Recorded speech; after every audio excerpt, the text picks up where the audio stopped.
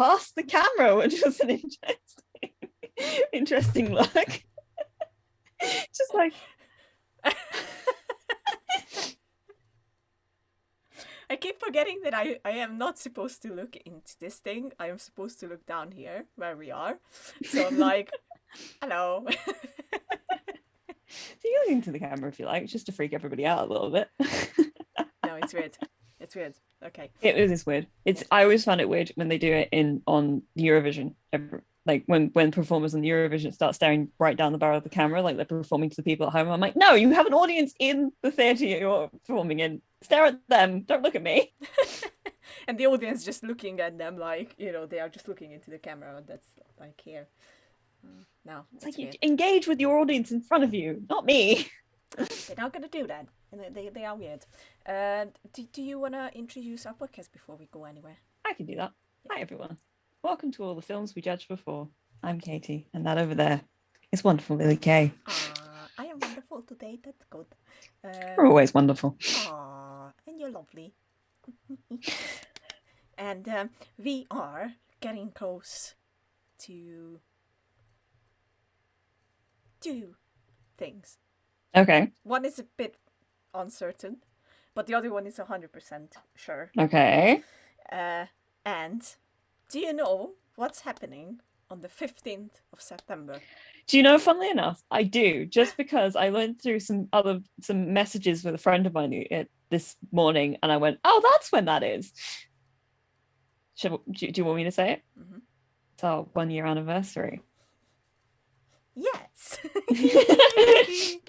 It is going to be our 1-year anniversary, and if I am correct, because I tried to count our episodes, like how many we did, it's going to be, so this is the 58th episode, because, okay. We did audio only, well, we started with that before joining Relator, and then we're going to make another one,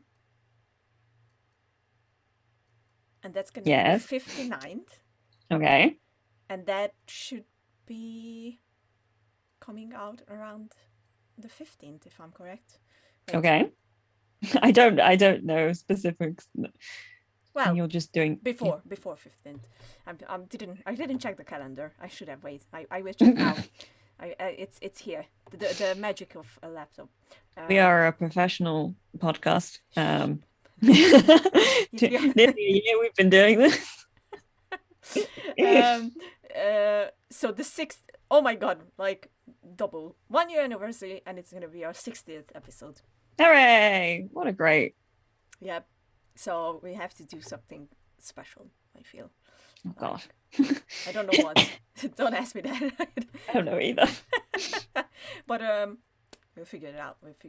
But it's yay, 1 year. Woohoo, being the movie maniacs and all that. Yay.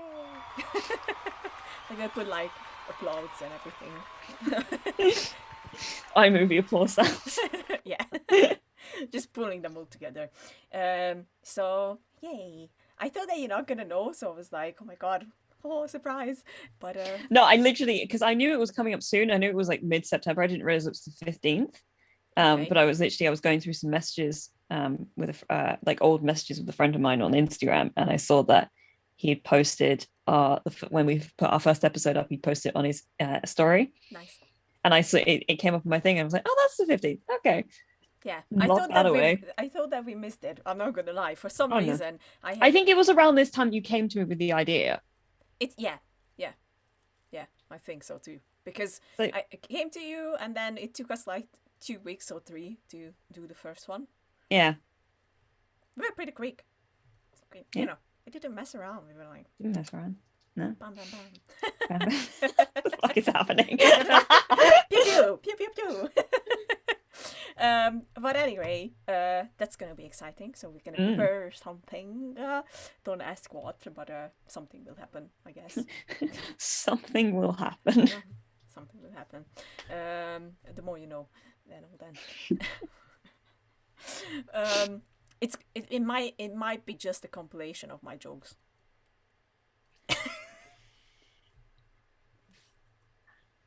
Oh, I don't think that'll be long enough. I'm not gonna lie. Why are you saying that? I don't have one for today, if that makes you happy.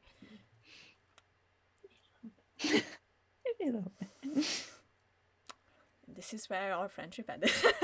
Wow. Only took a year. Only took a year. I'm joking. You see, that was a joke. Wow. I'm impressed. Fuck off. And there's there might be something else happening this year. Hopefully, it's not up to us. Still, we might be meeting up. Oh yeah. Yeah. Yeah, for the first time since we know each other. Yeah. That'd be nice. There'll be nice. pictures, I'm sure. Oh yeah. Like, come on. We need pictures. A lot. Proof. We did meet. Proof. We're not just saying it happened. But that's gonna be up to our friend Mr. COVID to decide. Unfortunately. Yeah. And also, just general busyness and all that jazz. Yeah, obviously. But I am a bit jelly because you're gonna meet someone before you meet me. And that's certain. So I'm like, huh. Oh shit, that's a good point. I have a thing I need to say. Thank you for reminding me. There you go. It's good I'm here. You know what? I'm gonna just write that down so I don't forget to do it. I'm just a living calendar or something. Reminder. I'm a living reminder of things. Oh shit, you don't even. There's a specific thing in The Leftovers that you'll understand when you watch like even the first episode. Okay. Interesting. I will get around to that, but yeah, I haven't watched Kingdom yet, so you're fine. I figured. I will let you know as soon as I start. I think I will start today, to be fair. It's very high in my brain on the list of things I'm going to get to. I just haven't done it yet. I did like literally 10 minutes before we started this start watching Truth Be Told. I'm literally 13-ish minutes into the episode, so like I don't have very many opinions on it yet or anything, but I like the look of it, and Octavia Spencer is very nice to watch, and all that. And I think it's is it Tracy Thomas? Is that her name? She was I know her as the original. She was in Rent. She was in the original cast of Rent. I just don't know if her first name is Tracy. I just don't remember if her last name is Thomas. Or is it Thompson or something like that? Let's Tracy with an IE. Tracy. That's a Tracy Thomas. I'm checking it now. Beautiful black woman, dreads. She played Maureen Johnson's girlfriend in Rent. In Rent. Tracy. That's Tracy Toms. Toms? Yes. Toms. I don't know if I say her name right. That's a problem with me. Oh, Toms. Yeah, you're right. Yeah, there you go. Yeah. I was in the right area of her last name. It just wasn't quite. You were. I added more to it than it was there. Yeah, Toms. She was in she Cold Case as well. Yeah. She popped up. I mean, I love her. She's great. I've seen her in a few things. She's indeed very, very great. But yes, I'm liking the look of it very much so far. But I also haven't gotten particularly far into it yet. So. Fair. I can't wait to hear what you think. I'm like, woo-hoo. I love that because I have an undying love for Octavia Spencer, who's just great. That's fair. She's amazing. She's amazing. I love her. So I will still ask, what did you watch, and then we can get into it, a bit more detailed of. Yeah, I think we're just chatting today for everybody who's wondering. We haven't got any fucking plans. We're just chatting. That's fine as well. Just chatting. I have actually watched a fair few things this week because I'm intrigued. After our last conversation where we were talking about the classics, I was like, I really should watch some more movies. So I made the effort to sit down and watch some more movies. Okay. I watched Stand By Me. Ooh, excellent. Yes. It took me like 2 halves because I did watch it one evening when I was very tired, and then I fell asleep part of the way through, and I had to watch the rest of it the next morning, not because it was bad, just because I was tired. Fair. In fact, I liked it a lot. I forgot I don't haven't seen that many movies with River Phoenix in it, but like the ones that I have, every time I see it, I'm like, man, he really was such a talent. It was yeah. God bless. But yeah, that movie was really good, and young Will Wheaton was amazing. Right? Yeah. I didn't realize just how much they would play the song "Stand by Me" in the background. It's like every 5 minutes you start hearing the musical. And like, yeah, I get it. I know what movie this is. It was important, okay? It was important. But I really liked it. Just a quiet film about like young male friendship. Yeah. I do love that whole sequence with them around the fire where they're like, we talked into the night, and it just is intercut with them trying to figure out what Goofy is.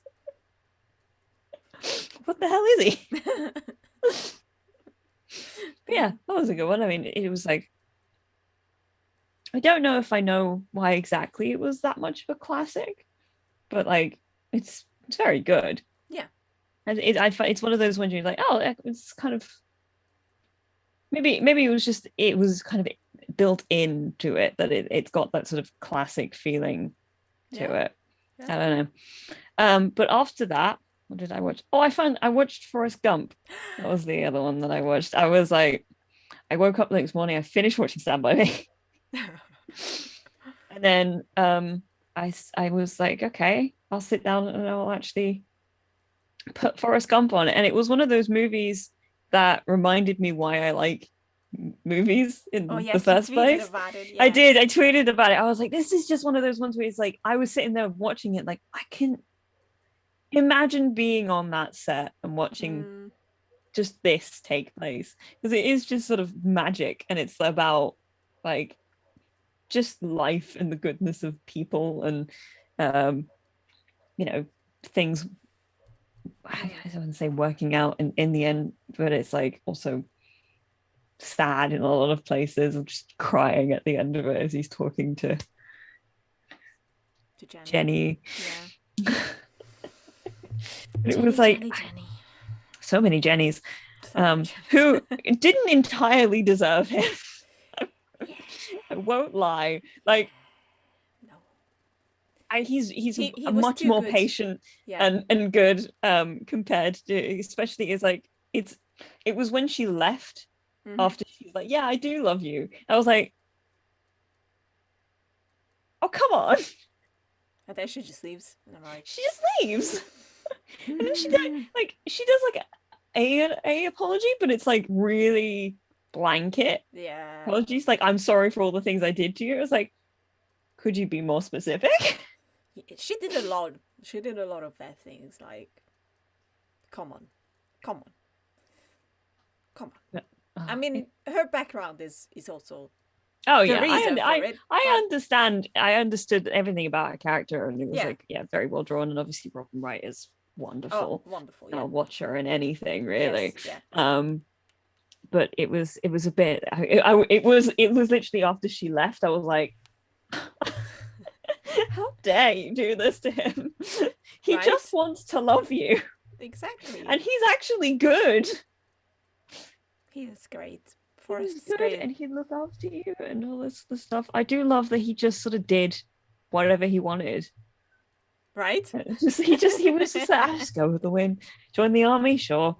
Run for 3 years, why not? Why not? What was your favorite part? I'm gonna ask that because this movie can be put into it's really eerie. It's like lots of little bits and pieces. Yes. I don't know.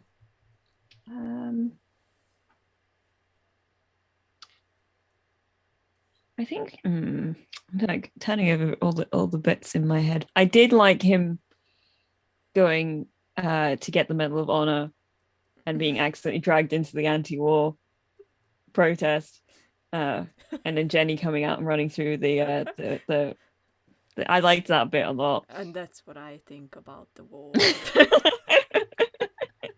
He's like, yeah, man. Forrest! Awesome, Sin. Yes, great. I like that one. I like that a lot. I mean, I like the whole thing. I wasn't expecting it to go off on this sort of, I guess, tangent where he's just sort of like, I decided to go running one day, and then I ran for 3 years, and I was like, oh, wow, good Lord. It's just when he stops, he goes, I think I'll go home now. And they all go, well, what the hell are we meant to do? You meant to go home as well. Keep running if you like. You don't have to follow this guy. You keep running, go home, do whatever you want. That's the whole point. I love that, the different people he tells the story to. And I think it was the old business guy who was willing to believe everything except that he is the CEO of the Bubba Gum. Yeah. And that's when he went, oh my God, yeah, no. And then he just leaves.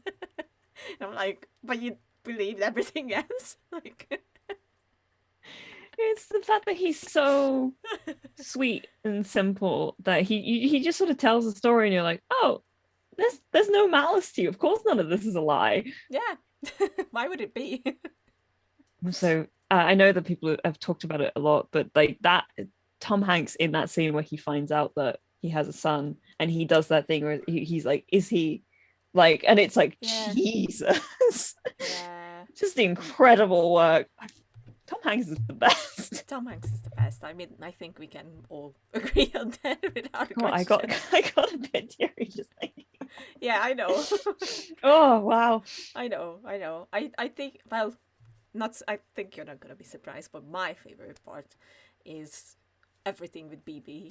Like, I'm like, I was just, I just loved how he talked about shrimp and what kind of shrimps are there and how he just kept going and just kept going. And Forrest was just listening, and when I loved when he finished and they were cleaning the floor. He goes, I think that's it. I think that's it. And Forrest was like, and then they just kept going. And I was like, yeah, okay, love this. And then, obviously BB's dad is like one of the saddest things, because I don't think that Forrest completely understood it at that moment, like what happened to his friend, and I was like, wait, let's stop it. I don't know how to. There's definitely something to it because obviously they wouldn't have put it in otherwise, but I don't know how to. I don't think I quite understand the use of. They kind of bookended everything with all of the assassination attempts that happened on various people throughout there is some kind of thematic relevance in there, and I just am not bright enough to pick up on what it is. I knew the trivia about it, but it's not with me at this moment. Yeah, I do have a trivia of that. I will actually probably going to put in as well. It was in the Graham Norton show. We love Graham here, and Tom Hanks, talked about Forrest Gump, obviously, and Michael Connor Humphreys came up, who played young Forrest. And, Tom Hanks told the story.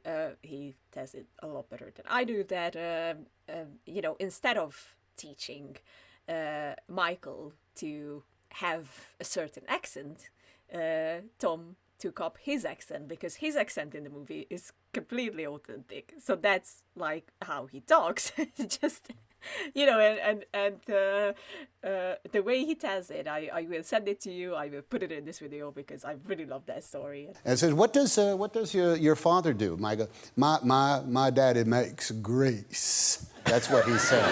And he said I don't understand. Is grease something you make? Yes. It's a smart way of doing it as well. Not even like just in general. If you're going to have like a kid, you may as well try and it's far easier for you as the adult to try and take up his accent rather than the kid to try and learn an accent that you have. Yeah. Oh yeah, what a brilliant accent is that? I'm like, yeah. Such a specific voice. Yeah. It's not even an accent. It's like, it's the way he talks. Like, like Tom even talks about it. Like, it had a rhythm of how he talked. Like, at the end of every sentence, it's like, my name is Forrest Gump. Like that, you know. It's I like. There's a really sweet bit where the woman says, I think it's the last woman he's talking to. He's like, that's a wonderful story, and you tell it so well. And like, yeah, he does. He's very purposeful with every single word that he says. So it's like you understand exactly what he's going for. Yeah. It's such a weird sort of mishmash of things in that film, but it is so good. And it still comes together. Like, Yeah. it just makes sense. Like, of course he did everything. And it was one of the, I was watching it, like, we really don't make movies like this anymore. Not to sound like I know what you mean. back in my day, which just doesn't make any sense because I am, comparatively speaking, a wee bab. But it's like Hollywood doesn't make the effort to make these just sort of personal, sort of strange stories. It's like, imagine the pitch meeting for that.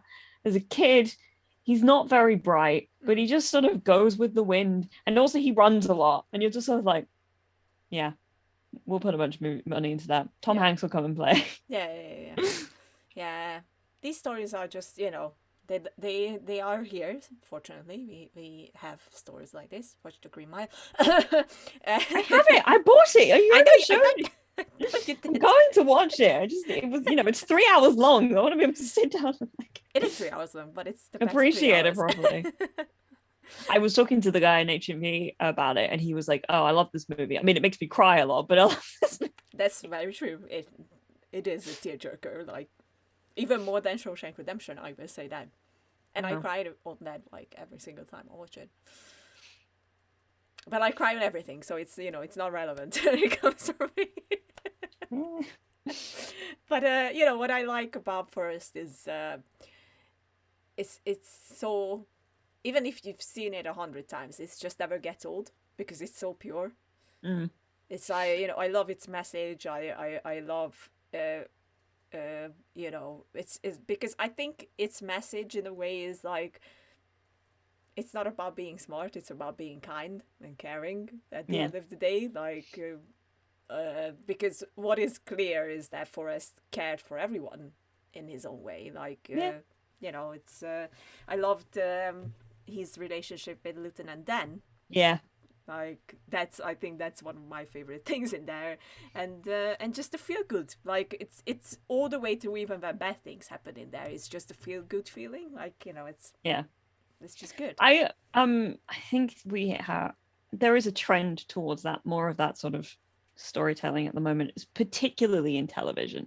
I don't know if you see it as much in film, but in television that we have been, I think just because of the state of the world, for at least the past 5 years especially, there's been a sort of like, I think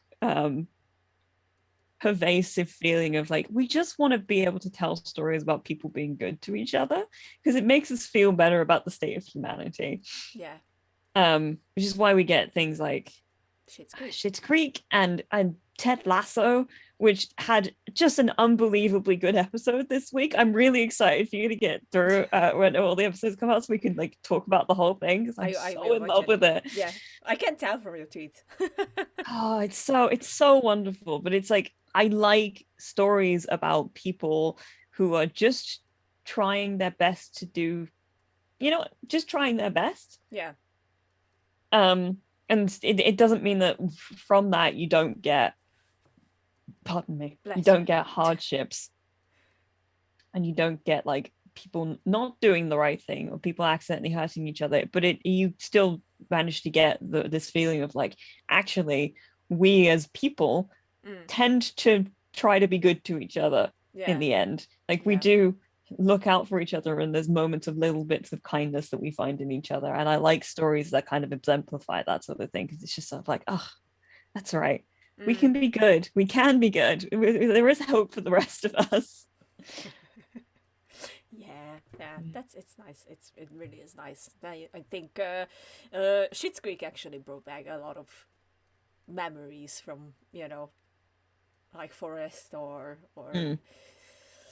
Green Mile is similar in a way. Like, you gotta love the change that for example Tom Hanks's character goes through in that movie. So I can't wait. I can't wait to hear what you think. It's one of the things I absolutely loved about the first season of Ted Lasso, because he comes in and like there's this sort of general sense of like, I guess, British cynicism underneath everything, where everybody's just sort of a bit like meh, meh, meh, meh. And he's so happy and bright and like it's like, hey, how's your day going? How you doing? All this sort of stuff. And I was like, I can't wait for him to wear everybody down. And they will be loved. Oh God! I'm not gonna lie. Yesterday, I was at a wedding, and you know, our little group of people that got together, and like the three of us, because I am back working at a wedding salon where I used to work, and there's two other people. One of them works in Zalaegerszeg, which is another city, and the other one at Szombathely, but we all belong together basically. So it's a big what is it, wedding business basically.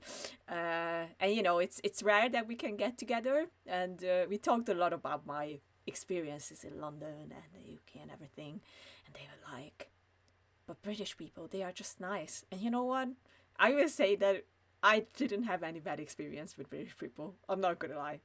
Really? Yeah.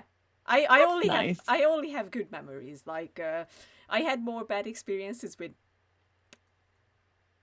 other Hungarians out there, which says a lot, I know. But British people, no, that's just the good things, honestly. So that's nice to hear. It is. I will, criticize my own culture very readily, because, but yeah, I do. There is the promote. It's that thing, isn't it? Of there's that quote from I think it's the first Men in Black, where it's like a person is nice, people are terrible. Yeah. Where it's like if you get with people on an individual basis, generally speaking, they're very polite and kind. And will hold the door open for you and will say bless you when you sneeze and that sort of thing. You get a group of like a large number of people, that's when things tend to go a bit sideways. Fair. But yeah, I only have good experience on that department, I can gladly say. What else did you watch? I got one more. Oh. And that was, I watched Ferris Bueller's Day Off. Oh my God. Yes. Which I'd been meaning to watch for ages, and then I kind of put off for a while because I thought maybe we'd do it on movie night, and then that's classic. But then I found it on Netflix actually, because I was kind of just poking through it, like maybe I'll find something on here, and I didn't realize it was on Netflix now, so I was just like, fuck it, I'll finally put this on. I wasn't expecting to enjoy it just as much as I did. Like, it is exactly as I thought it was going to be, right? There was nothing surprising about like the plot or anything along those lines, apart from the fact I didn't realize that Charlie Sheen was in it. Yeah. There you go. Yeah. But there was like nothing surprising really about the whole thing. No. But it just like everybody in it is so, especially Matthew Broderick as Ferris is just so charismatic, and like you just get swept up in it. And there's a couple of moments in the beginning where you're like, is Ferris kind of a dick? And by the end of it, it's like, no, actually he's doing this for his best friend who he thinks really needs the day off. And I think the movie's called Ferris Bueller's Day Off, but the movie's about Alan Ruck's Cameron. Yeah. It's Cameron, isn't it? Yeah. It's about Cameron, and it's about Cameron needing to let off some fucking steam and break out of the molds that he's stuck in his sort of museum like life with his shitty dad. Yeah. Ooh, that's good. You watched it. I really, really liked that one. Yeah. Music in it is so good, and it's like, God, yes. it's snappy in a way that like I find there's a feeling sometimes I get from movies from like before the 90s, I guess, where the editing can feel a bit slow, just compared to modern standards in the way that I'm used to watching films. But this is like, it's like I said, it's snappy. Like the music brings everything through, and it's really good music. And that, I mean, the parade scene is incredible. And I don't know if it's just because I have been working a lot recently with we even had it on the stuff I've been working on. There's not been that many extras, but there's been some. Cannot imagine having that many people like. It can be madness. That's so many people. Yeah. Like, corral and be like, right, here's what you need to do, and I'm like, this is a lot. Like, this is a very big production thing going on here. Yeah, I've been to set like that. I'm like, yeah. You were one of the SAs. They don't like apparently being called extras anymore. They're supporting artists now. Yeah, I'm a wait. Then I am the showman of supporting artists. I have to fix it. Then my title needs to fix it. Listen, if you're fine being called an extra, I don't think anybody's gonna mind. No, that's true. I don't mind. I mean, I'm an extra. It's fine. Hopefully, it will become a supporting actress or something. You know, just finally, if I could just say something, just a few lines before I die. Phoebe coming in with the yes. Yes, nailed it. Now what? The rest of the scene. Hey, you know what? When I did my very first one, I was the same as Phoebe. I was just like so confused. Like I couldn't even believe it. Like I'm on a film set. Okay, what now? What? Wait, is this real? Am I really here? Like just just pinching myself all the time. And yeah, I was. I think I am very confused. So I understand Phoebe. Phoebe is a good representation. And talking about representation. No. I watched Free Guy. And you watched Free Guy? Yes. Yes. And I am in love with it, first and foremost, because, as we said, it could have been a biggest failure. Like a really bad movie or a really good one. And it's the latest. It's a really good one.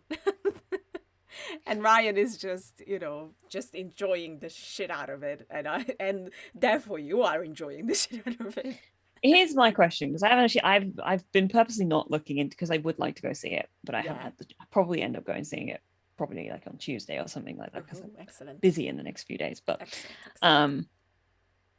How does it feel like it was made by somebody who actually understands video games? 100%. That's nice to hear. Yeah. That's all I needed to really know. Yeah, 100%. It was I was blown away by it at points. I was like, they got it. They got it.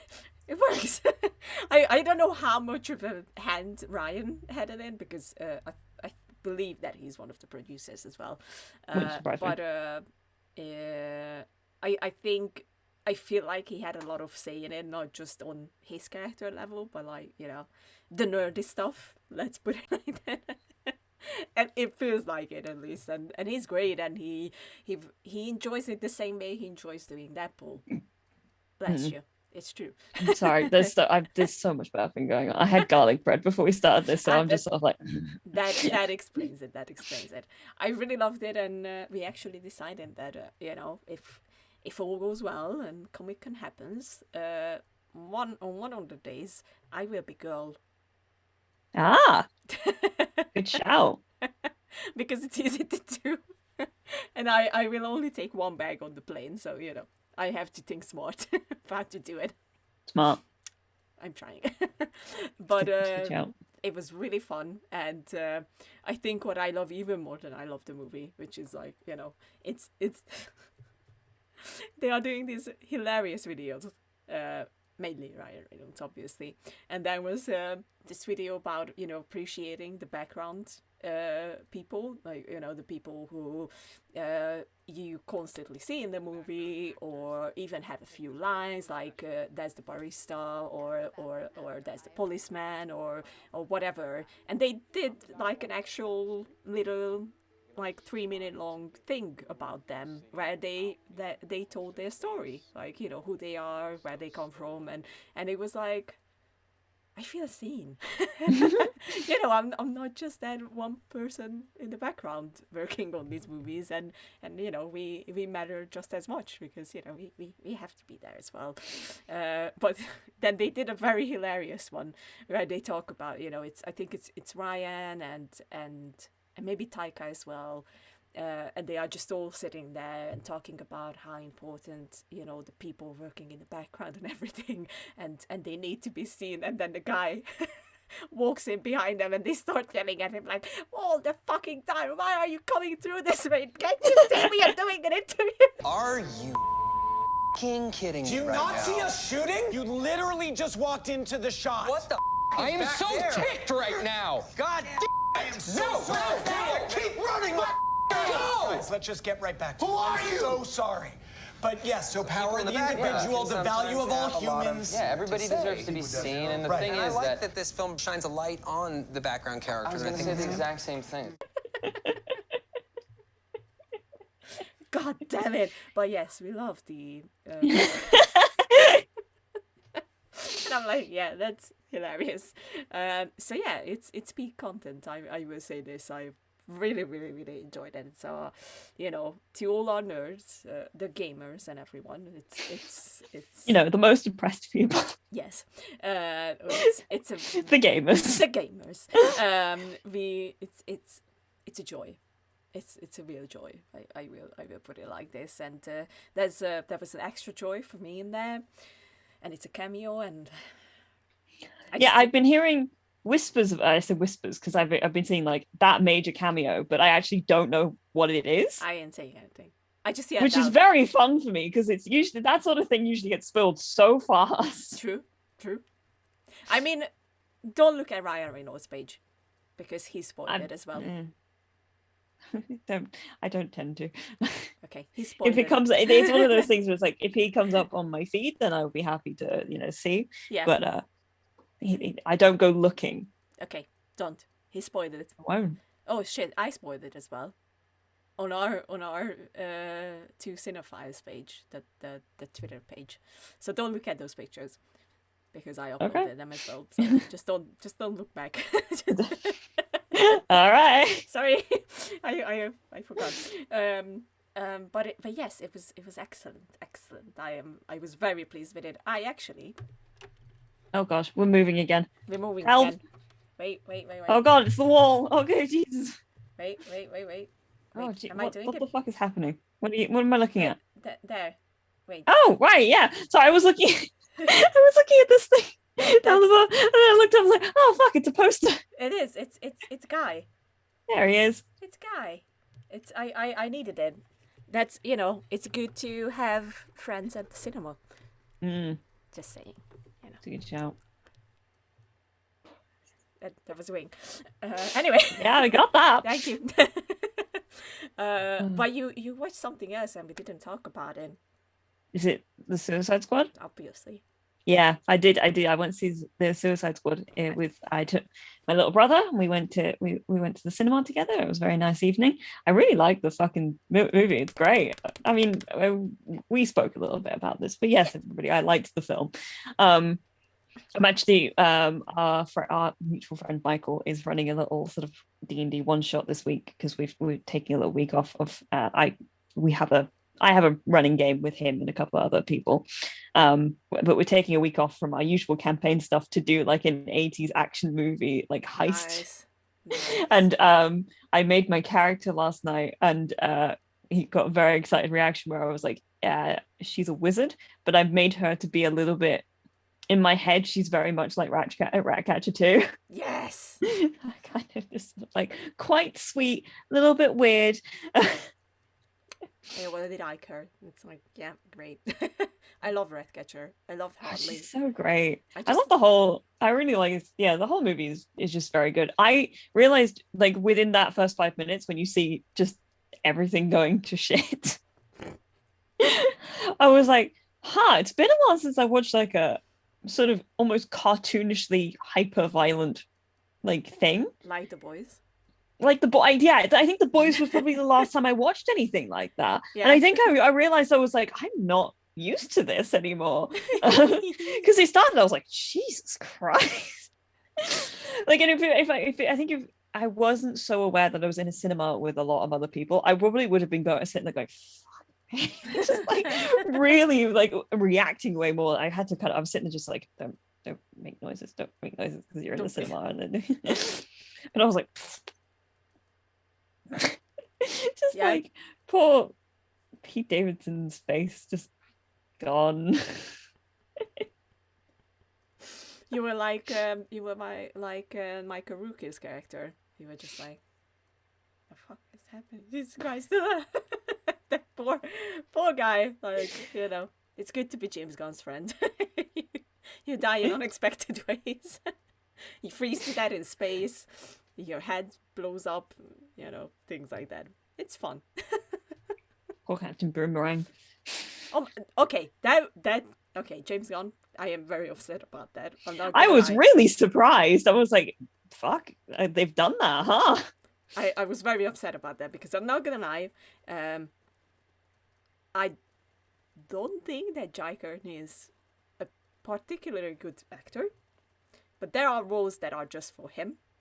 I feel like, and I think he excelled as Captain Boomerang. Like, I really like. He was probably one of the only good things in the original Suicide Squad, because this is the Suicide Squad. That's not whatever. And I was disappointed at that. I was like, I kind of needed more from him, and then you just fucking kill him. Like, the fuck. I was about to be like, hey guys, we're gonna go into spoiler territory, but I think we're kind of already there. I'm gonna go a bit further into spoiler territory and go towards near the end of the movie and say, justice for Polka Dot Man. Yes. He deserved more. He deserved more. He was such a sweetheart. Poor thing. Oh. Poor thing. I love the way that Idris Elba is Bloodshot, isn't it? Bloodshot, yeah. Yeah, like took on the leader role at the end of it's that thing of like he listened to everybody and figured out exactly how to like talk to them all. Yeah. But it to the most like hilarious extent where it's just like, that's your mom. That's your mom. And then it is. Just it is mom. It's so good. I love King Shark with my whole heart. Yes. Oh my god. When he finds those creatures, and then they betray friends. You dumb friends. They betray him. They do. They are little assholes in reality. Every time something bad happened to him, I was like, "Don't you fucking dare, James!" Oh my god! When he don't you dare! When he fall, I was like, "No, if he dies, I'm out. I'm out of the cinema. I don't care. I don't care about the ending. I'm just leaving." I was very upset for Rick Flag. Oh yeah, that was sad. I was like, I was very upset. I was like, no. I feel like it shouldn't be a surprise to me at this point because like he has done such a good job in so many movies at this point. But John Cena's he's brilliant. He's brilliant. Like he's so good. Yeah. John Cena is great. Even if I do say with my entire chest, "Fuck you, Peacemaker." Fuck you, Peacemaker. I agree, 100%. Like, I got furious there. Like, it made sense to his character and everything. And not gonna lie, at the extra scene at the end, I was like, is it Rick Flag? He survived? I had hoped that, and then it was like, and then I remembered the Peacemaker series. Revealed that the Peacemaker series. I was like, there is a bit part of me that's like, why are you making a series about that asshole?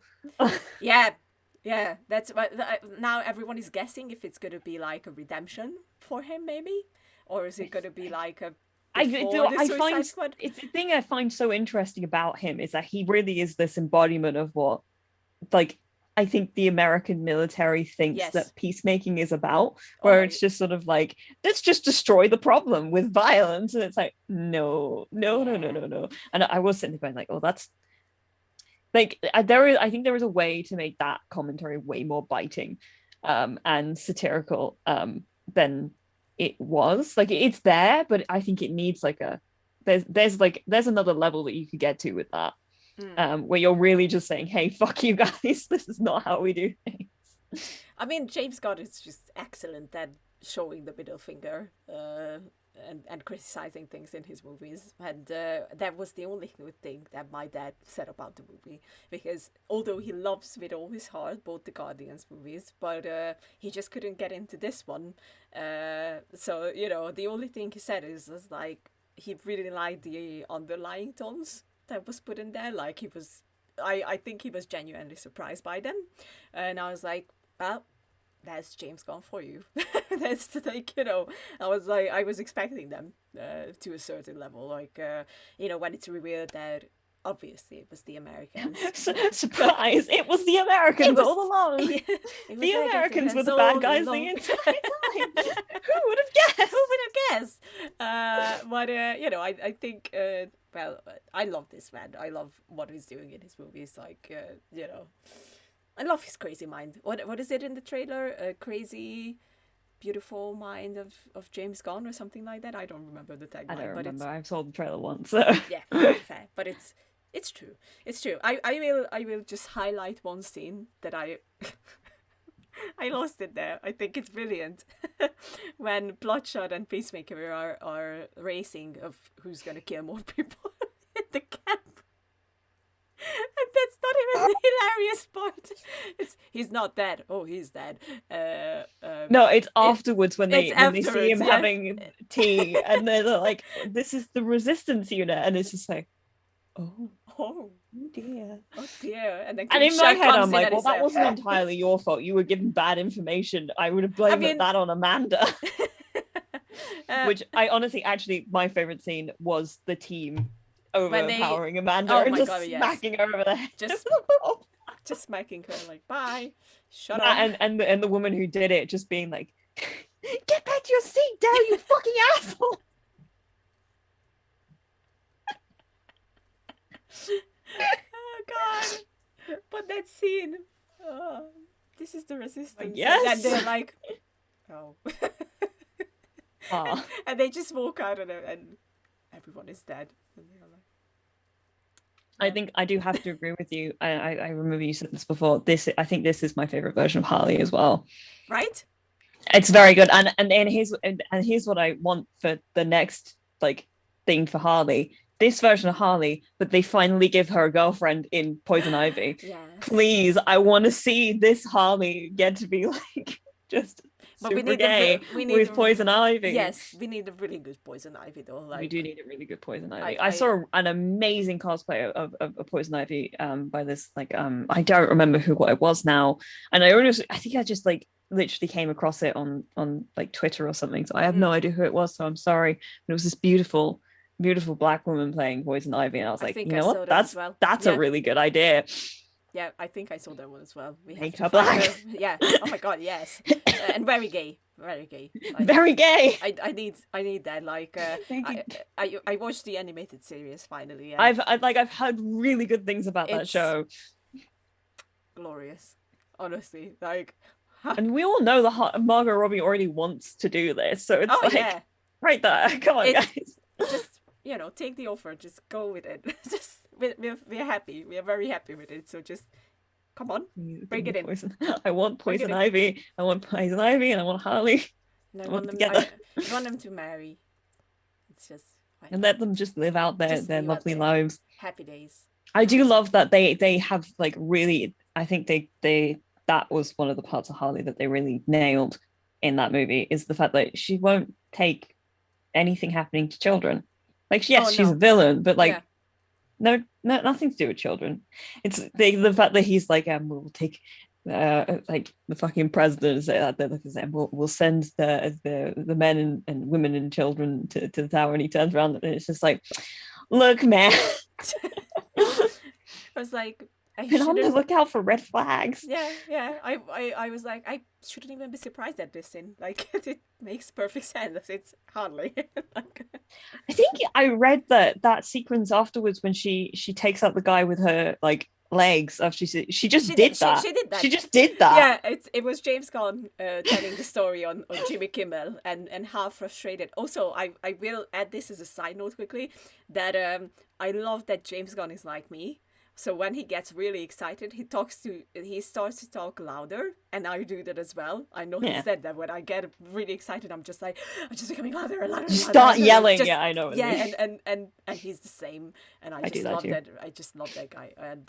And he was like, he hated himself so much because the shot that they took is like, you know, she's looking down, and therefore her hair is in her face, so you can't tell it's her. You can't tell it's her. But he's like, it was her. She did that. She did that. And it's like, it's the whole sequence, isn't it? The whole with the leg, thing. and then when she picks up the key and yeah. So good. I was sitting there going, wow, very impressive. Yeah, that like Margot Robbie is excellent. Like, come on, she did gymnastics and everything. She did extra training to learn all this stuff that Harley can obviously do, and you know, for other movies as well. She picked up a lot of things along the way, and she's just great. This is easily the best version of movie Harley that we got so far. I like the Birds of Prey Harley as well, but I think this is just nails it. Like this brings it home. This is I think this setup for Birds of Prey really means that this like hits the nail on the head. Oh yeah, 100%. I will say that fucking starfish is terrifying. I know. Like, I have a thing anyway about like kind of mind control stuff in like, I find it fascinating to watch, but it also freaks me the fuck out. So I'm always sitting there going, this is really uncomfortable for me. You know why it's terrifying for me? My biggest fear, the face huggers from Alien. It's the like those sort of things combined, isn't it? It's where they come along and it's like, oh, good. So you've got mind controlling, and they're also eating your face. That's what you love. Yeah, like the moment it was revealed, I was like, oh, I don't like that at all. It's just like I was creeped out. I remember this one time. It was the anniversary of James Gunn's movie Slithers, which is, you know, an aliens stealing our bodies and parasites. I know that movie. I watched it at a Halloween sort of movie night, and I won't lie to you, I didn't like it very much. It scared the shit out of me because of the whole parasite. That's like a thing for me. I just found it to be gross. I remember at the time, I was like, oh, it was gross. But if you don't like this at all, I don't know how much you remember, but I love that, you know, it started there, that it's all his friends, like, you know, Nathan Fillion's in it, Michael Rooker's in it, Elizabeth Banks is in it. Everyone. I think his brother Sean Gunn is in it as well. I think he's in all of his movies. Yeah, I think so. Well. I didn't. It was way late in the process that I realized that those two were related. Because in my head he's from Gilmore Girls. Oh yeah. Fuck, what's his name? I don't remember. I won't even try to remember at this. That's really annoying because I love Gilmore Girls. Oh yeah, that's great. But like in my head, that's him. That's him. That is who he is in my head, and I was glad that he got to be like also a person in it and not just the weasel. Oh my god, I think I already told you this, or I don't know if I did, but after we watched it, obviously it's on HBO Max as well, so I watched it again. Because I was like, I need to see this again. This is so mental that I need to watch it again immediately, and. It was completely unintentional, but I ended up, because, you know, there's that ending scene where Weasel wakes up, and, you know, I knew they weren't gonna keep him dead. Like the moment he drowned, I was like, that's too easy. There's no way. No one checked if the Weasel can swim. It's like, duh. And then Sean Gunn made up this amazing voice for him, and I unintentionally did it for a whole day. I was like, just going around the house, doing random stuff, just doing my coffee, and I was like, and it so was you went mad for a day. I did, and it was my brother was like, "What the fuck are you doing?" And I'm like, "What do you mean? You're making the noise." I was like, "What noise?" He was like, "You're doing that weasel noise." Oh, I do. It's unintentional, I promise. I just love it. I don't know. It just stuck in my head. It's he's just like off-putting enough. Oh, yeah. You're just sort of sitting there going, "Oh, I don't know how I feel about this thing." And then it does the voice, and it's done. I'm like, yeah. I love it. I love it. What else? What else? I will go into the emotional stuff because I know I will get emotional. Because I don't know why. And that's what Jon Favreau said as well. So I'm like, I will roll with that. I watched, they put up the Star Wars Gallery episode about the final episode of The Mandalorian in season 2. Where obviously Mark Hamill was the main focus, like, you know, bringing back Luke Skywalker.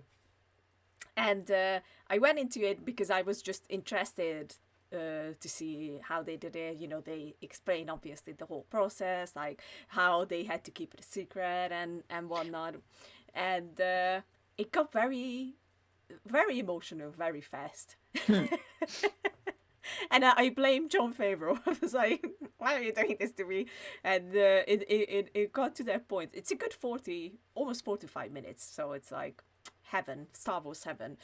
You know, I loved how there are behind the scenes footage when they went to Mark's house and they took Grogu, like, you know, the real Grogu, and it's just him holding Grogu and just looking at him, and it's this adorable picture of just, you know, like looking at an old friend. And I was like, that's where it started. And then they started talking about the magic of bringing back such an iconic character, and that the moment they knew it's gonna work is when they first watched back the footage with Mark to see how it looks like. I think what came down to me is that, like, not even the cast was there. Like, I don't think Pedro Pascal and the others knew about, you know, Luke Skywalker being the one, or at least I don't know if they did it intentionally, like they just didn't show them at all. But I think there's a mention that they were shooting the episode prior to this one, you know, when Grogu connects to the Force,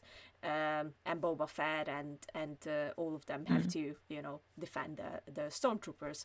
But then Jon Favreau starts to talk about, you know, how he started to tear up the second that Mark Hamill comes in and takes off the hood, and it's you know, and I was like, why? It's it is an emotional moment. And he was like, I can tell you why I got emotional. And then he started tearing up, and I am tearing up as well. And I was talking about it, and he was like, even now that I am just talking about it, I am tearing up again, and I get emotional. And you know, I think it perfectly shows why Star Wars is so important to so many, and why it's a huge achievement to have this effect on people, you know, like bringing back such an iconic and beloved character like Luke. And thank God we have Mark Hamill to still come back and do it. And you know, a lot of people criticize the whole process of how they did the de-aging thing, but it actually they put a lot of work and thought into it, like, you know. Yeah, I think it's one of those things that's like, that is new. That's a new thing that they're doing. Yeah. A new thing that they're doing that really should only be used in very certain situations, not when the person is dead. Don't start using people's faces when they have passed away. That's really fucked up, you guys. Yeah. I'm thinking specifically of Peter Cushing. I know. But it's like, yeah, I would never bash the people who did the work. Obviously, did a very good job with as much as they could do with the technology they had available. I still think that his eyes look dead in the footage. Yeah. It's got an element of like uncanny valley to it, where it's like, oh, it's so close to being right, but there's just something slightly off about it. Yeah, I do recommend watching the whole thing. It's a great experience, honestly, and you know, it's like it just reminded me of where the magic lies in everything that is Star Wars, and you know, the connection to it. Yeah. And I just, you know, I am just thankful for these movies at the end of the day. You know, that they have very good ones. They have really not too great ones. You were being diplomatic. I was like, nah, some of them are shit. I mean, yes, but I will have this one message, and I think it's very important. Like, just don't bash on the people who are making it. Like, they put a lot of effort into creating this for us, because it's all for us. Like, we shouldn't even argue about that. Like, it's for our entertainment. And when you bash them, it's like, no. I will say, as somebody who's been doing a lot of runner work for the past couple of weeks, it is a fucking miracle that anything happens on a film set. They are manic places where there are a lot of people just trying to do their jobs. And runners are lifesavers. And I'm not saying that just because I'm boosting my own ego. I'm talking mostly about like the guy I've been working with, his name's Felix, very nice dude, but he's been working his ass off, and if he's not there, nothing moves, right? So runners are an incredibly important part of filmmaking. Yeah. And I worked as a runner as well, so I 100% agree with that. Like there's a lot of emphasis that gets put on, obviously, the director and all the actors and everything, and obviously they are doing it. They are doing the thing that you get to see. Yeah. But there's like a crew of over 100 people, depending on how big the project is, behind the camera, who are all trying their best to put up lights and make sure the location is intact, and like are dealing, and they've got security dealing with the public. I've made friends with a lot of the security guys on the things I've been doing. They're all really good dudes. But yeah, you just like there's a lot of work that goes into these, and for a lot of people this is a job that they've been doing for a very long time, and they just want to do it well, because they want to be able to get paid and work properly. But they're working their asses off. They're often working something like 11-hour days. Like, it's in the UK at least. I imagine it's worse in the US because they don't have the same sort of union or labor laws that we do over here. And it's like, I did 1 day floor running 2 days ago, and by the time I was done, my feet felt like somebody was stabbing them constantly. And I was wearing like hiking shoes specifically so that I would have like support on my feet. But like at the end of the day, I was like, I need to sit down desperately. But yeah, there are a lot of people who are working their asses off to make you a thing that you can watch. So don't take that for granted. No, you shouldn't. You really shouldn't. So I'm like, and also on the flip side, when it comes to people who are working in film and television, remember, you're working in film and television. You're making silly little movies, or you're making stories. Like, it's not that deep. You just remember that before you start getting pissy with people around you. Because I know how easy it is to come in and be like, this is a job, I'm just going to do my job. It's like, yeah, but you're also making a thing that's going to be on the television, and there's a reason you wanted to do this in the first place. That's cool as hell. Yeah, I don't even understand like how you can do it if you're not passionate about it. Like, I think with a lot of them, it's like especially people who've been in the industry for a very long time. They're often kind of like older white dudes who have just sort of been like out here like, yeah, I've been doing this for 20 years and I know what I'm doing, and all these fucking kids. I think like I have to bring back Mark Hamill again, because first of all, he's great. He's just awesome. He's the best dude. Like, I'm talking for personal experience. Go on. Yes. I drew him and he answered, and it was I remember. It was the greatest day, because I love Luke as well. So I'm like, ha. I died. I fainted nearly. It was this close. But anyway, what I loved in this documentary is that the passion never died for him. Like, he does everything because he loves it. And it's clear as day. Like, you can see it, the way he talks about it. Like, they pulled up, like, when they showed how they did the de-aging and, what processes went through, is that, they obviously tried deepfake. And for that, they had to pull in, like, a lot of resources, like the old footage from the movies, old interviews and everything. And they showed snippets from interviews that I haven't even seen. And I watched a lot, like, you know, a lot of them, and it even those without any sound, because obviously they are telling how they were making it. You could see on Mark's face that he's just loving it. This is great. He's just like, this is great. I'm just, you know, I'm here because I fucking love it and I love to do it, and I'm like, yeah, exactly.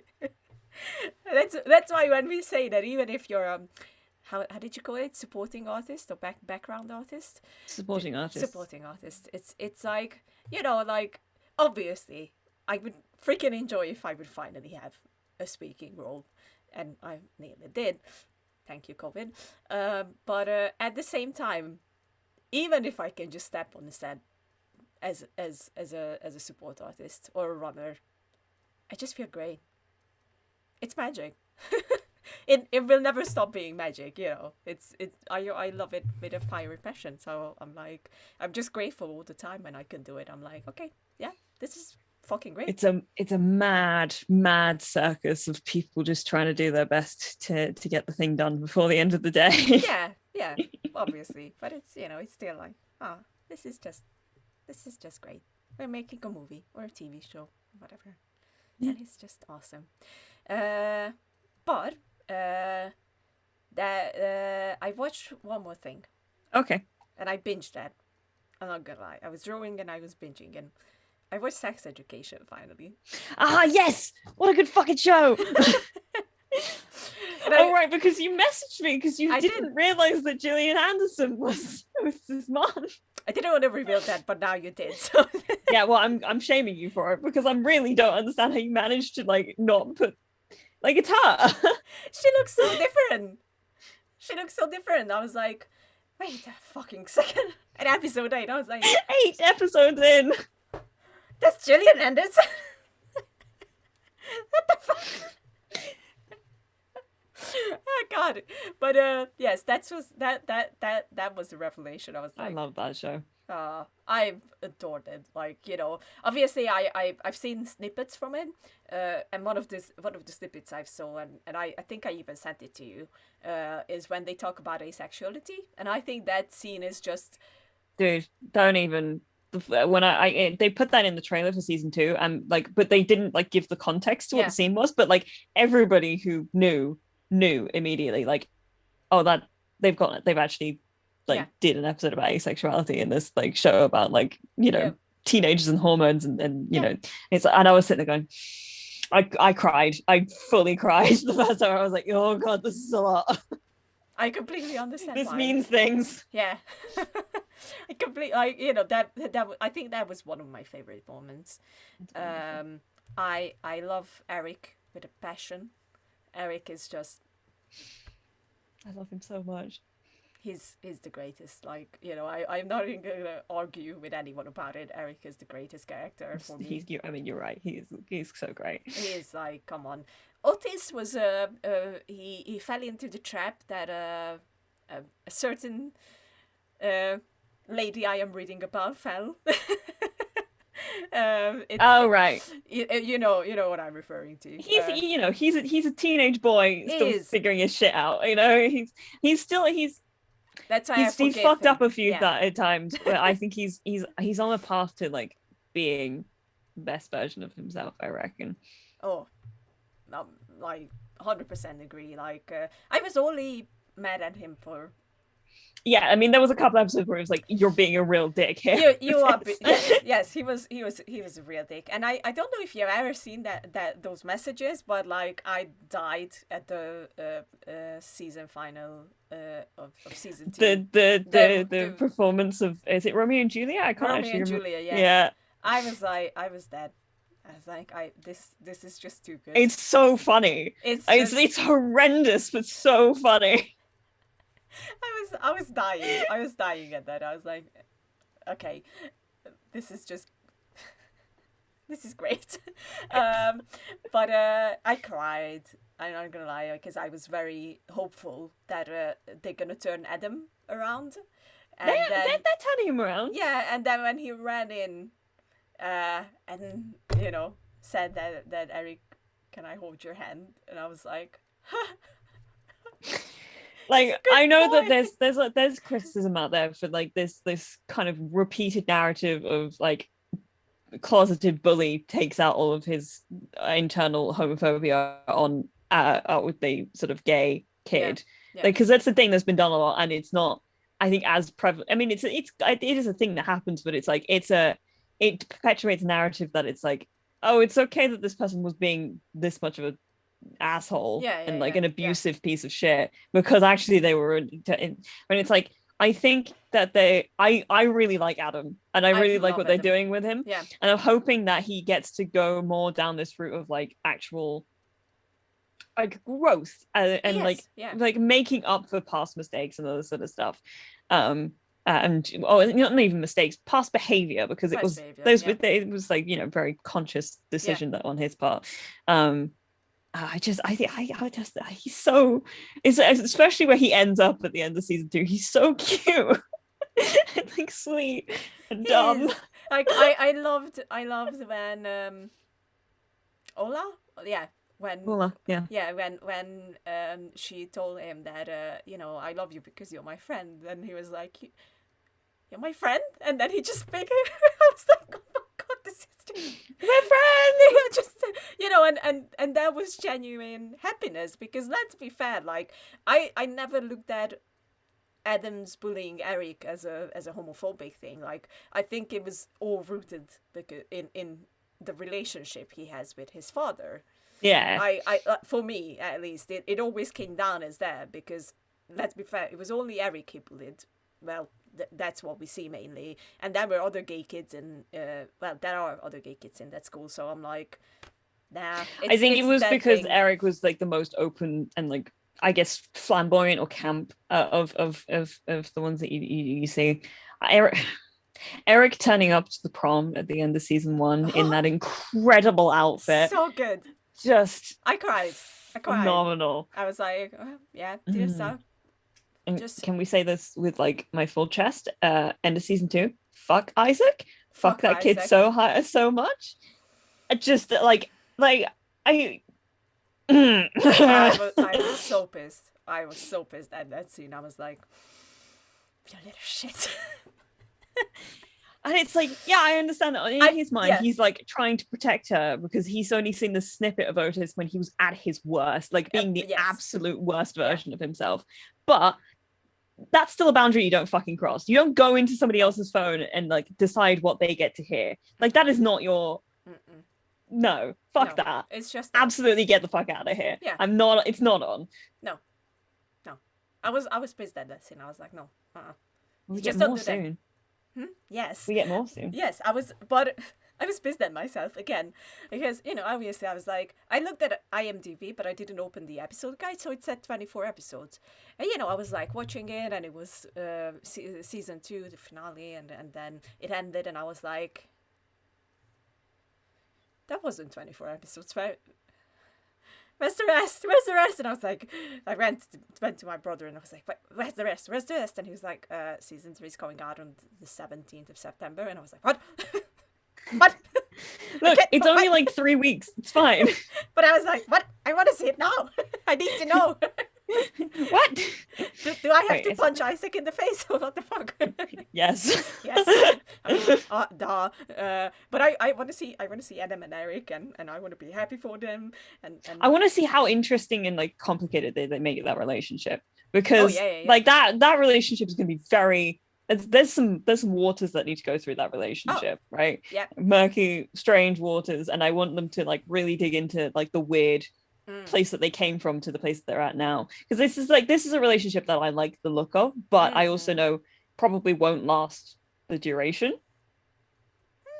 But because it's like it might be one of those cases where it's like they're good for each other at a certain moment, and then they kind of move on, and like after learning something from each other and into something new, that kind of thing. Because I think that there's too much bad history there for it to, like, I'm not saying that it will end up in a bad place, but I think that there's the foundation of this is very sort of soft and crumbly, right? It's but like in a way that is going to be incredibly interesting narratively speaking. Yeah. Also, just as a side note, the scene in season 2 after Amy has that thing happen to her on the bus. Oh my god. And all the girls band together and they go to that courtyard and they just beat the shit out of some cars with some bats. I'm like, I want to do that so bad.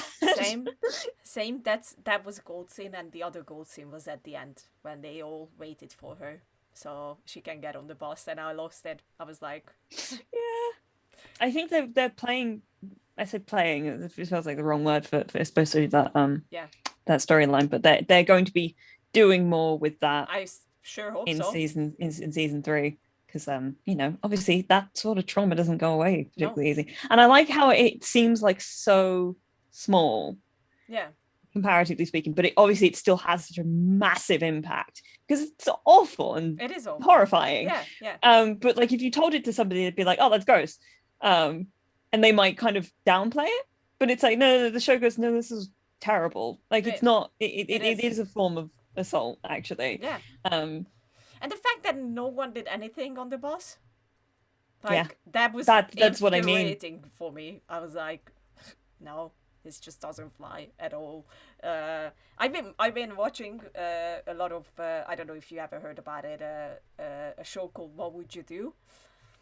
It has snippets, like parts up on YouTube, and I've been watching a lot of those, especially now because the last thing I want to talk about is going to be related to that, and it's basically they put hidden cameras either in restaurants or. All right, okay. So I was going to say I get it's a situation. Basically, they set up a situation, and they interested to see like how would regular people react if they saw something like that. And it's like a ton of different things, from a guy having peanut allergy, leaving for the bathroom, and his idiot friends wanting to put peanut in his drink because they don't believe him, and how this is a problem, and they always built it on events that took place and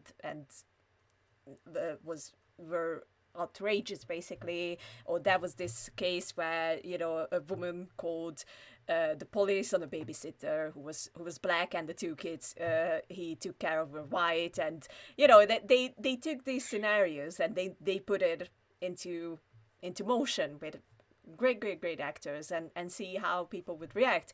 And I think I've been watching them lately a lot because it actually made me feel good to see that people are good and they will stand up if they see fucking shit happening around them. And some of them made me incredibly proud to see. I was like, yes, like this is what we can't just stand by and do nothing. Like, it just amazed me how people stood up for others, and I was like, yep, this is great. That's the takeaway from this episode, gang. People can be good. Yes. And tend to be. Yes. And governments are terrible. That's true. that is true. Governments and systems of power are terrible. Yes. People are good. People are good. Communities are good. Initially good. And it's just lovely to see. So if you want to have feel good moments of people being awesome and good, just look into it. It's What Would You Do? And it really is uplifting. And I watched a lot, especially today, because today is a very sad anniversary of Chadwick Boseman's death. That was, I still can't believe he's gone. I'm at that point where I'm like, it's not real. So, he was such. I talked with one of my friends, and he's a mess because of it.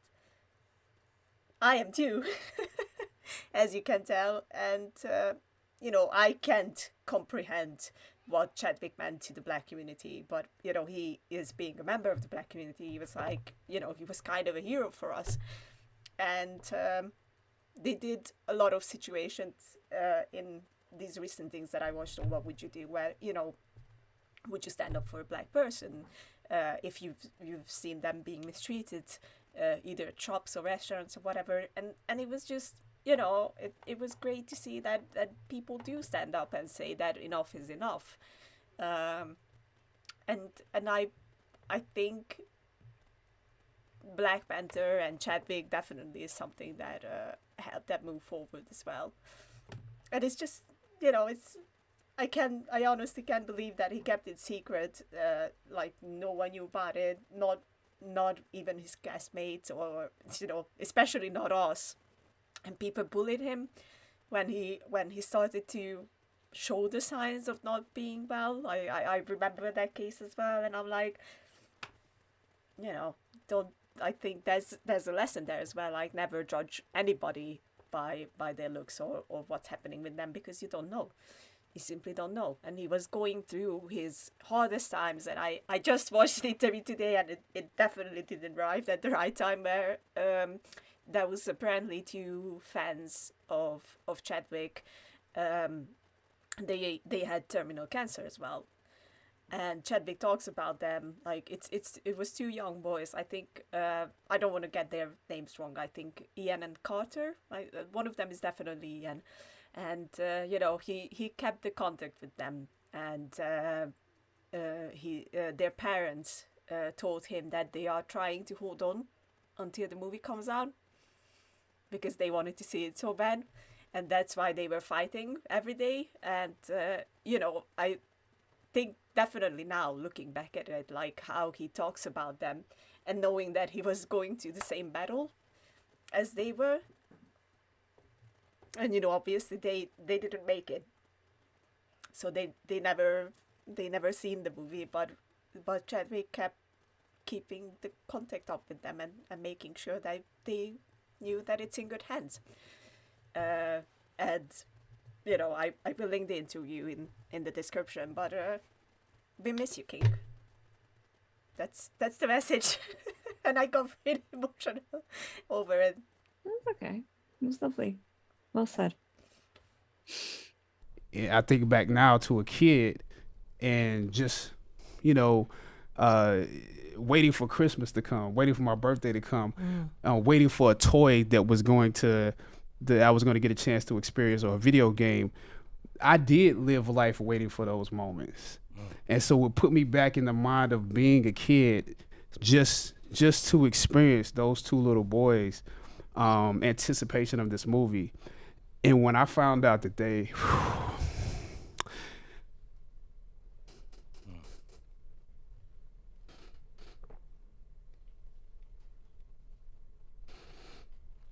take your time with it.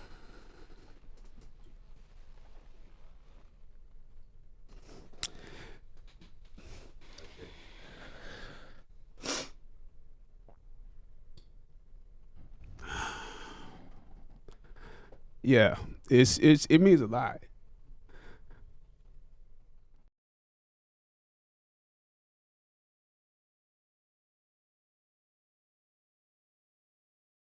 And I'd like to talk about this, because it's my background. And for today, I literally, this picture came up on my feed like the moment it was, like, I happened to open Twitter at the moment that it was tweeted. Oh yeah, I remember. Like, it just scrolled down, and it was like, wait, what? What's this? What's this? I then went on to like Discord with some friends just to be like, guys, have you fucking seen these pictures? Spent about 15 minutes talking about them. They look so fucking good. They look so good. The fucking, I haven't got my phone on me, otherwise I'd show you the full length picture of John Cho. Is my background on my phone now. It's my lock screen. That's fair. It's like I'm just blown away by how well the costume department has done, especially with Spike's suit, because it's like the silhouette is perfect. Like the actual just sort of like look of the silhouette, like the suit jacket. Obviously he doesn't have legs that are a mile long like Spike does in the anime. I wonder why. It's crazy, right? But it was like I was already like really on board, and then it was like I saw the headphones which he wears specifically, like mostly in the movie, or I was like, how did they get even the headphones look right? it's a lot of craftsmanship. Yeah, I'm so excited. I love like Jet looks amazing. You can't see Faye on my Poor things. Faye, You can't yeah. turn my cat. And she's upside down right here. All the pictures are up on Netflix's account and on, but we've got And we shared it as well. yeah, I retweeted multiple ones of them because I was so excited. You did, yeah. I mean, I'm still astonished at like how much you fell in love with. I mean, I'm not surprised because Cowboy Bebop is great. Like, it's one of my favorites as well. So, you know, when you got really into it, I was just like smiling. I was like, yeah, good. It was good. yeah, it was one of those ones that has been like on my radar for a really long time. And it was just, you know, John chose Spike hair. It was just like I should really watch this because I think it was the combination of that and knowing that they'd put it all up on Channel 4 on demand. Oh yeah. And I was like, I could just watch these. Yeah. And I was like, this is just I think it's that's, you know, just good storytelling, you know. And the hope is that the show is also going to be good. Well, like, it has everything working in its favor. It has, yeah. Right? It's like I can never remember her. Hang on, the woman who does the sound. It's like it's. You're gonna be faster. Shit. Cowboy Bebop soundtrack. Yeah, it is. It's Yoko Kanno. Okay, you were faster. I was like, in my head it was Yoko, but I couldn't remember if that was if it was correct. Yeah, she's doing the soundtrack for it. Yeah. Shinichiro, fuck me, I'm sorry. Shinichiro Watanabe, what's the word? Consulted on the series. Like they consulted him. Yeah. You know, it's like this just. All these little things that are working in its favor. It's like, come on, you have the potential to be so good. Please. Well, I don't want you to suck. Yes. And this is the I think it's gonna be the same situation we had with Free Guy, that it's either gonna be really good, really good, or it's gonna be so bad, or it's gonna be really bad. But I do have faith in them. I'm not gonna lie. I feel pretty good about it, like on a gut level. I'm like, I feel pretty good that this can be good. I like the look of what they've got going on with the Bebop. It's reminding me very much of like the old like 2000s like sci-fi series that you used to get. Like it's got a bit of sort of Firefly vibes to it. I think it does. It actually does. Yeah. Which is probably kind of like a almost cyclical thing. I wouldn't be surprised if Firefly wasn't even like was like partly had some kind of inspiration from that space. I know I saw Steve Bloom tweeting that he seemed very excited about it, and then somebody was like, have you got a cameo? And he goes, if they ask me, I'll be there. And I'm like, please, you've got to put him in there somewhere, even if it's just like a voice. Yeah. It should happen. Let's be fair, it should happen. He's Spike. He is Spike. I also remember because we had a conversation before we came on about me not liking Faye, and I think I have to correct that. I will put it like this. The Hungarian voice for Faye was kind of horrible. And you gotta like. I think it's that. I haven't actually listened to the Japanese, which I'm sure is great, but like Cowboy Bebop is one of those ones where people are actually like, no, you can listen to the dub and it's good. Yeah. I've never heard it in English. I will put it out there. Like, you should sit down and listen to it. I will.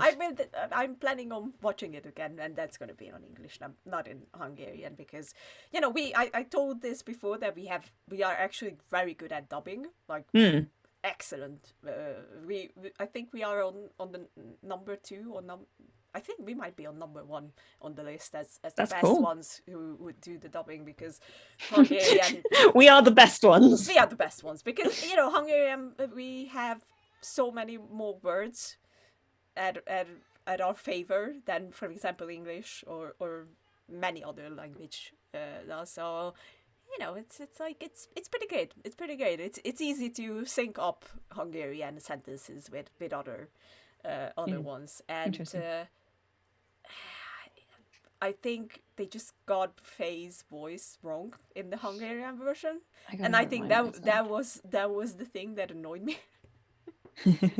And it's not actually the character itself. It was just like and I wasn't when I watched it, because I'm from the OGs who've seen it when it was coming out. And, Look, listen, it came out a year after I was born. I mean, so. I'm not, obviously couldn't watch it back then, but I was 8 at that time, so I've been watching it, which I'm not saying that an 8-year-old should have watched it, but it definitely entertained me a lot. So I did really love it, and I just remember not liking the voice. That's like a vivid memory. It's like no. Well, Wendy Lee she does a great job. I just checked it. Yeah. She's amazing. Yeah. It's really cute going and looking, because obviously Steve Bloom and Mary Elizabeth McGlynn met on this project, and they've been married for many, many years now. And I was watching a panel with them the other day, and apparently all the girls were like really in love with Spike, and there was a lot of talk about who they were going to get to play Julia, and she was like, "I'm doing it." I'm playing Julie. And it's like, you know what? Yes, as it should be, Mary Elizabeth McGlynn. We agree. Go ahead. Yeah, I will definitely watch it in English. Like that's the next plan. But first, I will watch The Leftovers. I will get on to watching Kingdom after I've probably watched Truth Be Told, because I've started that now, and I'm really finished it. To be fair, I'm not even mad about that, because Truth Be Told is great. I love Truth Be Told. And I also got the confirmation that I needed today, because Tandy Bay Newton was on Jimmy Kimmel with RuPaul, which is like the best combination. I was like, just fangirling in front of my TV. I love these two so much. And she confirmed that they are making Westworld season 4. And I really should finish season 2. You should. Like, Aaron Paul is in season 3. I know. He's great. He's great. Of course he is. Like, he's great. Just saying it a 4th time, he's great. Done. But I am very excited. Someone ends up turning up in season 3. Did they bring back Logan in season 3, or was he not in it? In season 3? Yeah. No. I don't think so. No. I don't know if he came back in. He was in season 2. Season 2, I've seen. Yeah, I just wasn't sure if he was going to come back again. No, I don't remember. I Okay. don't think so. I was just curious. I will say this, that even though I liked season 3, it's probably the weakest season. So I will just put that out there. It's not like bad as many people like to say. It's not horrible or anything like that, but it's from the previous 2 seasons, it's definitely weaker. I will put it like this. But I'm not gonna lie, I'm just very happy that I feel like in season 4, Tandy Way's character is gonna be the main focus, she's just the best character in the whole series. So I'm like, yeah, I'm fine. I'm in a happy place. Yeah. So yeah, I watched another movie. You got another one? Yes, I will just quickly mention it because it was really bad, and I am sad to say this. And it was Reminiscence with Hugh Jackman and Tandy Bay Newton. Oh no, yeah, because I did see that, and I was like, this could be kind of interesting, because it's Lisa Joy, who is creative partner of Jonathan Nolan, creative partner and brother. Wife, and one of the many incredible voices in Westworld. But it did look like one of those movies that could be kind of terrible. Yeah, it's just I was rooting for that movie because I love Hugh Jackman, I love Lisa Joy, I love Tandy Bay Newton, as I've established this. No, it's just no, it's not it. It's not it. The idea is great. Yeah. And then they just couldn't go anywhere with that idea. That could have been very interesting. So I'm like, no, thank you guys, but it's a no. This is our longest episode in a while. Yeah, it is. And I wasn't expecting that either. I was sitting there going like, "Oh, we're gonna do a short one today because we haven't really got that much to talk." Yeah, and then it became a lot, which is fine, It happens. That's the way the cookie crumbles. Did I say it Ooh, right? yes, that is true. Thank you. Last tiny bit of news. They wrapped season 3 of The Umbrella Academy last night. Ooh, exciting. Gremlin, like, it's happening. And also Netflix have like some kind of festival that they're doing that they've called Tudum, which is meant to be like the Netflix noise. But they're going to be announcing a bunch of news for a bunch of different shows, like end of September, including something to do. I think they're going to be releasing a trailer for Cowboy Bebop. Oh, that would be nice. Also, Because they were like, Cowboy Bebop news, and I'm like, well, you haven't given us a trailer yet, so it must be that. hopefully, Netflix, can I please have the last season of Lost in Space, please? Thank you, because it should be coming out this year, and we don't even know which month is coming out. So. Maybe they'll talk about it at Tudum, which I don't think it's T. I don't think the sound is a T. I think it's Dudum. Maybe. Dudum. It's when it comes or as they used to say on the Joel McHale show with Joel McHale, babong. Every time somebody would say Netflix, now we're on Netflix, babong. I will roll with whatever you say. I just believe you. I don't think it's a T sound, you know. I'm with you. I'm with you. I support you. Yeah. Thanks. I think that's all. Yeah, I think we should wrap up now. Yeah. You said Netflix and then something popped into my mind, but it Let's just end it. It went. So we'll talk about it next time. Thank you for joining. Please get vaccinated. I want to go to Comic-Con. I bought the table and everything and the plane ticket, so would be nice. Both of us. You got second vaccination, didn't you? Yeah. We're both fully vaccinated, so you should also go and get yourself vaccinated. Many places have like walk-in vaccination things that you can do now. I know the place that I was working at was also doing vaccinations that was doing by appointment and by walk-in. So you should just check out, see, because like if you haven't had your invite to get your second vaccination, you might be able to get it earlier than them just asking you to, just see. There are things you can do. Yeah.